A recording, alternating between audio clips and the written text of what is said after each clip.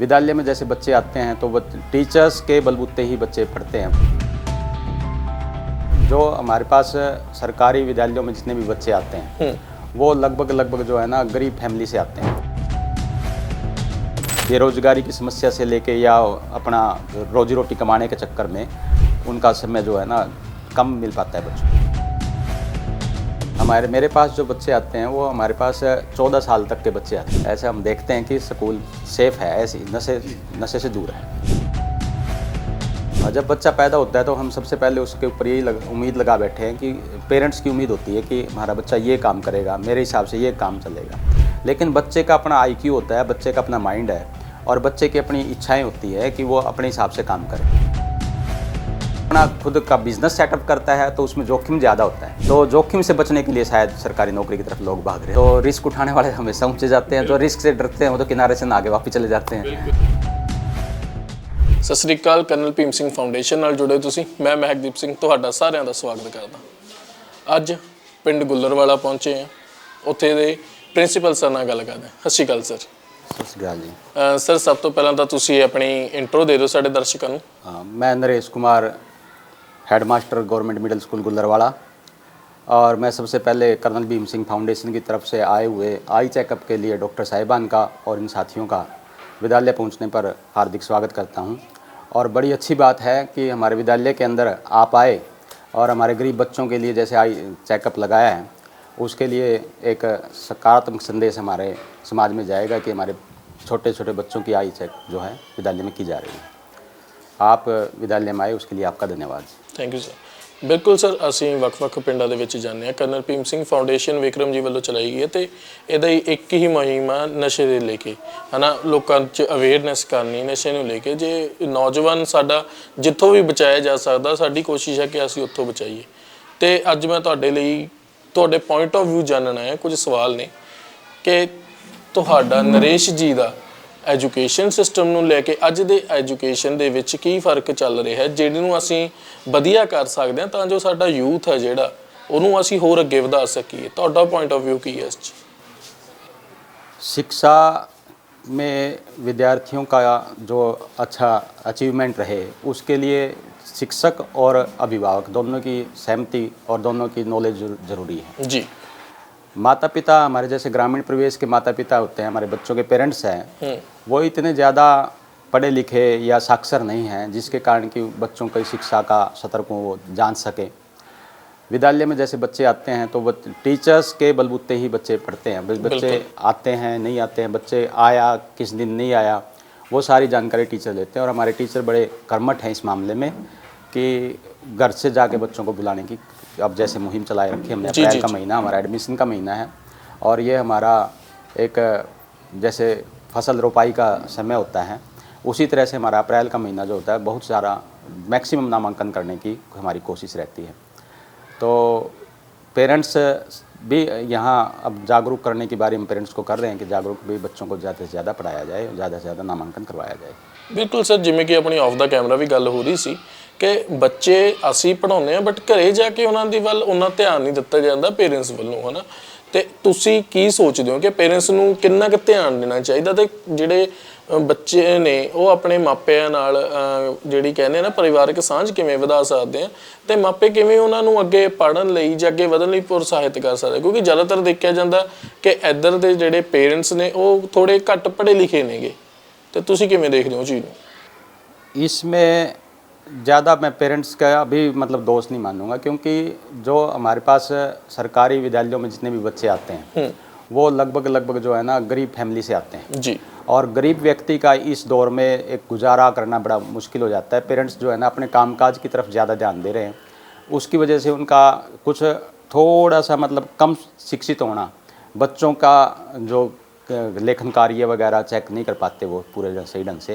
तो इसलिए अपनी बेरोजगारी की समस्या से लेके या अपना रोजी रोटी कमाने के चक्कर में उनका समय जो है ना कम मिल पाता है बच्चों को जी। मैं तो इसका बारे में ये मानता हूँ कि जो अपने कामकाज में ज़्यादा बिजी होने के कारण बच्चों की तरफ ध्यान कम दे पा रहे होंगे। ਬਿਲਕੁਲ ਅਕਸਰ ਦੇਖਿਆ ਜਾਂਦਾ ਕਿ ਸਕੂਲਾਂ ਦੇ ਵਿੱਚ ਤੇ ਕਾਫੀ ਵੀਡੀਓਜ਼ ਵੀ ਵਾਇਰਲ ਹੁੰਦੀਆਂ ਨੇ, ਕਿਤੇ ਬੋਤਲਾਂ ਮਿਲਦੀਆਂ, ਕਿਤੇ ਸਿਰਿੰਜਾਂ ਮਿਲਦੀਆਂ, ਕਿਤੇ ਕੁਝ ਮਿਲਦਾ ਹੈਗਾ। ਤੁਸੀਂ ਉਹਨਾਂ ਚੀਜ਼ਾਂ ਨੂੰ ਕਿਵੇਂ ਦੇਖਦੇ ਹੋ? ਤੇ ਜੇ ਗੱਲ ਕਰੀਏ ਆਪਾਂ ਗੁੱਲਰਵਾਲੇ ਦੇ ਸਕੂਲ ਦੀ, ਤਾਂ ਇਹਨਾਂ ਕੰਮਾਂ ਦੇ ਵਿੱਚ ਗੁੱਲਰਵਾਲੇ ਦਾ ਸਕੂਲ ਹੈ ਜਿਹੜਾ ਉਹ ਕਿੰਨੇ ਕੁ ਬਚਿਆ ਹੋਇਆ ਇਹਨਾਂ चीज़ों ਤੋਂ? हमारा जो जैसे आप बता रहे हो कि भी जैसे नशे करने वाले बच्चे हैं, मेरे पास जो बच्चे आते हैं वो हमारे पास 14 साल तक के बच्चे आते हैं जी। और 14 साल तक के बच्चों में शायद इस तरह की बातें ना आई हो। तो मेरा विद्यालय तो इससे 100% बिल्कुल मैं मानता हूँ कि 100% अछूता है। नशा की तरफ कोई गिरफ्त में ऐसा कोई बच्चा है नहीं। और जैसे नशा करने वाले बच्चे जैसे आप कह रहे हो भी स्कूलों में ऐसा दिखाई देता है, तो हो सकता है कि वो सीनियर सेकेंडरी स्कूल वगैरह हों, बड़े स्कूल हों। ਬਿਲਕੁਲ ਸੀਨੀਅਰ ਸੈਕੰਡਰੀ ਸਕੂਲ ਲੈ ਕੇ ਆਪਾਂ ਬੱਚਿਆਂ ਦੀ ਵੀ ਗੱਲ ਨਾ ਕਰੀਏ, ਉਂਝ ਵੀ ਪਿੰਡ ਦੇ ਉੱਥੇ ਦੇਖਿਆ ਜਾਂਦਾ ਕਿ ਪਿੰਡ ਦੇ ਵੀ ਕਈ ਬੰਦੇ ਜਿਹੜੇ ਨਸ਼ੇ ਦੀ ਗ੍ਰਿਫਤ 'ਚ ਨੇ, ਨਸ਼ਾ ਕਰਦੇ ਨੇ, ਉਹ ਸਕੂਲ ਨੂੰ ਇੱਕ ਐਂ ਮੰਨਦੇ ਨੇ ਵੀ ਹਾਂ ਇਹ ਸਾਡਾ ਅੱਡਾ, ਇੱਥੇ ਆ ਕੇ ਅਸੀਂ वो ਬੈਠ के सेफ करते जगह हैं। मान लेते हैं, स्कूल जैसे सेफ जगह है। बाकी अपने विद्यालय में तो कैमरे लगाए हुए हैं, इस तरह की कोई आया नहीं, कोई सिरिंज वगैरह हमारे को कहीं विद्यालय में मिला नहीं। ऐसा हम देखते हैं कि स्कूल सेफ है, ऐसे नशे से दूर है। ਬਟ ਜਦੋਂ ਕੋਈ ਬੱਚਾ ਵਧੀਆ ਪੜ੍ਹ ਲਿਖ ਕੇ ਜਾਂਦਾ ਹੈਗਾ, ਆਪਣੇ ਚਾਹੇ ਟੀਚਰ ਦੇ ਪੇਪਰ ਦਿੰਦਾ, ਵਧੀਆ ਟੀਚਰਸ ਦੇ ਪੇਪਰ ਦੇ ਕੇ ਸਿਲੈਕਸ਼ਨ ਹੁੰਦੀ, ਬਟ ਜਦੋਂ ਉਹਨੂੰ ਅੱਗੇ ਆ ਕੇ ਨੌਕਰੀ ਨਹੀਂ ਮਿਲਦੀ ਤਾਂ ਉਹਦਾ ਵੀ ਇੱਕ ਡਿਪਰੈਸ਼ਨ ਅੱਜ ਕੱਲ੍ਹ ਕਿਹਾ ਜਾਂਦਾ, ਕਹਿੰਦੇ ਵੀ ਨੌਜਵਾਨ ਪੀੜ੍ਹੀ ਬਹੁਤ ਜ਼ਿਆਦਾ ਡਿਪਰੈਸਡ ਹੈ। ਛੋਟੇ ਛੋਟੇ ਬੱਚੇ ਜਿਵੇਂ ਤੁਸੀਂ 14 ਸਾਲ ਦੇ ਮੈਕਸੀਮਮ ਕਹਿ ਰਹੇ ਹੋ, ਇਹਨਾਂ ਤੋਂ ਵੀ ਛੋਟੇ ਬੱਚੇ ਕਹਿੰਦੇ ਡਿਪਰੈਸਡ ਨੇ। ਕਿਉਂ ਨੇ ਇਹ ਸਮਝ ਨਹੀਂ ਆ ਰਿਹਾ। ਇਹ ਅਕਸਰ ਸਵਾਲ ਪੈਦਾ ਹੁੰਦਾ ਕਿ ਘਰੋਂ ਕੋਈ ਡਿਪਰੈਸ਼ਨ ਹੋ ਰਿਹਾ, ਸਕੂਲ 'ਚ ਪੜ੍ਹਾਈਆਂ ਦਾ ਬੋਝ ਪੈ ਰਿਹਾ, ਤੁਸੀਂ ਕੀ ਮੰਨਦੇ ਹੋ? ਕਿਉਂਕਿ ਅੱਜ ਕੱਲ੍ਹ ਸੋਸ਼ਲ ਮੀਡੀਆ ਦਾ ਵੀ ਟਾਈਮ ਆ, ਸੋਸ਼ਲ ਮੀਡੀਆ ਵੀ ਕਾफ़ी ਇਫੈਕਟ ਪਾ ਰਿਹਾ ਜ਼ਿੰਦਗੀ 'ਤੇ। बिल्कुल सही बात है सर आपकी। जैसे डिप्रेशन की बात आपने बताई, डिप्रेशन का जैसे बाउंडेशन होती है बच्चे पे जी। जब बच्चा पैदा होता है तो हम सबसे पहले उसके ऊपर यही उम्मीद लगा बैठे हैं कि पेरेंट्स की उम्मीद होती है कि हमारा बच्चा ये काम करेगा, मेरे हिसाब से ये काम चलेगा। लेकिन बच्चे का अपना IQ होता है, बच्चे का अपना माइंड है और बच्चे की अपनी इच्छाएं होती है कि वो अपने हिसाब से काम करे। तो अगर बच्चा अपनी इच्छाओं के अनुरूप चलता है तो हम उसको ये मान लेते हैं कि ये मेरी मतलब पेरेंट्स ये मानता है कि मेरी इच्छा के अनुरूप नहीं चल रहा, और पेरेंट्स उसके ऊपर थोपना शुरू कर देते हैं, जिससे बच्चा डिप्रेशन में चला जाता है कि भाई मेरी तो अपनी विलिंग पूरी नहीं हो रही और इनकी विलिंग के लिए मुझे ज़्यादातर, मैं अब दूर ना जाते हुए जैसे मैं मेरी बात बताता हूँ, जैसे मैं चाहूँ कि मेरा बच्चा डॉक्टर बने, मैं चाहूँ मेरा बच्चा टीचर बने, लेकिन बच्चे की भी तो अपनी इच्छा है, बच्चा चाहता है कि वो कलाकार बने। तो इसलिए बच्चों के ऊपर बाउंडेशन ना करके ज़िंदगी का बेहतर मुख्य उद्देश्य यही होता है कि एक अच्छा जीवन यापन करे। ਕਹਿਣ ਦਾ ਭਾਵ ਆਪਣੇ ਬੱਚਿਆਂ ਨੂੰ ਸਮਝੋ, ਉਹਨਾਂ ਨੇ ਕੀ ਬਣਨਾ ਉਹਦੇ ਵਿੱਚ ਉਹਦਾ ਸਹਾਇਤਾ ਦਿਓ ਤਾਂ ਜੋ और बच्चा अपना अच्छा जीवन यापन करने के लिए अपना रास्ता अपने आप बना लेता है। बस ज़रूरत है उसको टाइम पे शिक्षित करने की। जैसे सर हम एक रूटीन में उनका सिलेबस चलता है, उसको बस वो सिलेबस पढ़ाते जाओ और जिसमें उसकी रुचि होती है वो बच्चा। ਬਿਲਕੁਲ ਇਹ ਤੁਹਾਡੀ ਬਹੁਤ ਵਧੀਆ ਗੱਲ ਹੈ ਕਿ ਜਿਹੜੇ ਟੀਚਰਸ ਨੇ ਜਾਂ ਫਿਰ ਮਾਪੇ ਨੇ ਉਹਨਾਂ ਨੂੰ ਇਹ ਚੀਜ਼ ਦੇਖਣੀ ਚਾਹੀਦੀ ਹੈ, ਕਿਉਂਕਿ ਕਈ ਵਾਰ ਹੁੰਦਾ ਹੈਗਾ ਸਕੂਲਾਂ ਦੇ ਵਿੱਚ ਵੀ ਕਈ ਵਾਰ ਦੇਖਿਆ ਜਾਂਦਾ ਕਿ ਬੱਚਾ ਇੱਕ ਸਬਜੈਕਟ 'ਚੋਂ ਮਾੜਾ ਬਟ ਇੱਕ 'ਚ ਬਹੁਤ ਚੰਗਾ, ਤਾਂ ਟੀਚਰਸ ਉਹਦੇ ਮਾੜੇ ਵੱਲ ਦੇਖ ਕੇ ਉਹਨੂੰ ਬੁਰਾ ਕਹਿ ਦਿੰਦੇ ਨੇ, ਉਹਦੇ ਚੰਗੇ ਵੱਲ ਦੇਖ ਕੇ ਉਹਨੂੰ ਚੰਗਾ ਨਹੀਂ ਕਹਿੰਦੇ, ਹੈ ਨਾ। ਇਹਨੂੰ ਕਿਵੇਂ ਦੇਖਦੇ ਹੋ? ਕਿਉਂਕਿ ਕਈ ਸਕੂਲਾਂ ਵਿੱਚ ਇਹੋ ਜਿਹੀਆਂ ਚੀਜ਼ਾਂ ਦੇਖਣ ਨੂੰ ਆਮ ਮਿਲੀਆਂ ਨੇ। मेरा विचार तो यही है जी कि जैसे एक बच्चा अपने उद्देश्य की तरफ चल पड़ा और वो अपना उद्देश्य पर खुद प्राप्त करना चाहता है, तो उसमें पेरेंट्स को और टीचर्स को सहयोग देना चाहिए। बिल्कुल। अब ये वही देखना होता है कि वो समाज हित में है या बच्चे के हित में है नहीं। वो थोड़ा सा इतना रोक टोक करें, ज़्यादा रोक टोक करने की हमारे को ज़रूरत नहीं होती। बच्चे को ज़रूरी नहीं है कि वो बच्चा MBBS डॉक्टर ही बने, वो बच्चा एक अच्छा राजनेता भी बन सकता है। बिल्कुल। तो इसलिए हमने एक क्राइटेरिया तैयार कर लिया होता है कि हमने बच्चे को यही बनाना है। बिल्कुल। अजकल मापिਆਂ ਦੀ ਸੋਚ ਇਹ ਹੈ ਵੀ ਪੜ੍ਹ ਲਿਖ ਕੇ ਕੀ ਕਰਨਾ, ਸਰਕਾਰੀ ਨੌਕਰੀ ਲੈਣੀ। ਪਹਿਲਾਂ ਤਾਂ ਮੈਨੂੰ ਇੱਕ, ਤੁਸੀਂ ਵੀ ਅੱਜ ਗਵਰਨਮੈਂਟ ਜੌਬ ਤੇ ਹੋ, ਹੈ ਨਾ, ਇੱਕ ਸਰਕਾਰੀ ਨੌਕਰੀ ਤੇ ਪ੍ਰਾਈਵੇਟ ਨੌਕਰੀ, ਜੇ ਆਪਾਂ ਕਹੀਏ ਵੀ ਬੰਦਾ ਕਹਿੰਦਾ ਵੀ ਮੈਂ ਸਰਕਾਰੀ ਵੱਲ ਹੀ ਜਾਣਾ, ਸਰਕਾਰੀ ਵੱਲ ਹੀ ਜਾਣਾ, ਇਹਦੀ ਵਜ੍ਹਾ ਮੇਨ ਕੀ ਮੰਨਦੇ ਹੋ? ਜਿਹੜੀ ਸਭ ਤੋਂ ਮੇਨ ਇੱਕ ਤੁਹਾਡੇ ਹਿਸਾਬ ਨਾਲ ਆ ਵੀ ਹਾਂ ਹਰੇਕ ਇਸੇ ਲਈ ਇੱਧਰ ਆਉਂਦਾ ਹੈਗਾ?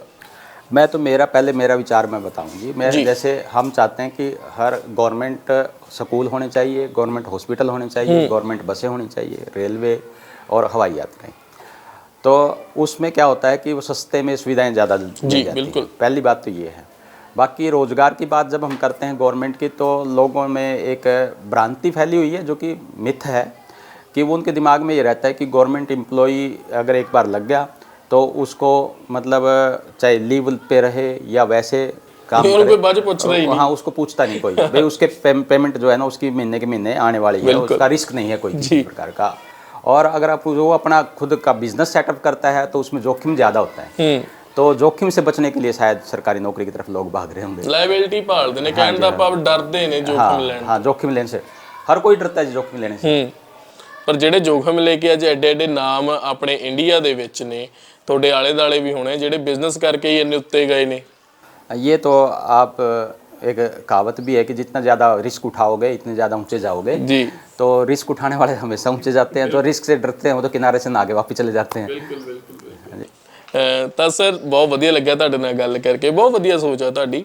ਸਭ ਤੋਂ ਵਧੀਆ ਮੈਨੂੰ ਲੱਗੀ ਕਿ ਜਿਹੜੀ ਬੱਚੇ ਆਪਣੇ ਪੇਰੈਂਟਸ ਨੇ ਉਹਨਾਂ ਨੂੰ ਬੱਚਿਆਂ ਨਾਲ ਗੱਲਬਾਤ ਕਰਕੇ ਜਿਹੜਾ ਉਹਨਾਂ ਦਾ ਪੁਆਇੰਟ ਆਫ ਵਿਊ ਆ ਸੁਣਨਾ ਚਾਹੀਦਾ ਤੇ ਉਹਨਾਂ ਦੇ ਸੁਪਨੇ ਵੱਲ ਨੂੰ ਉਹਨਾਂ ਨੂੰ ਵਧਣ ਦੇਣਾ ਚਾਹੀਦਾ।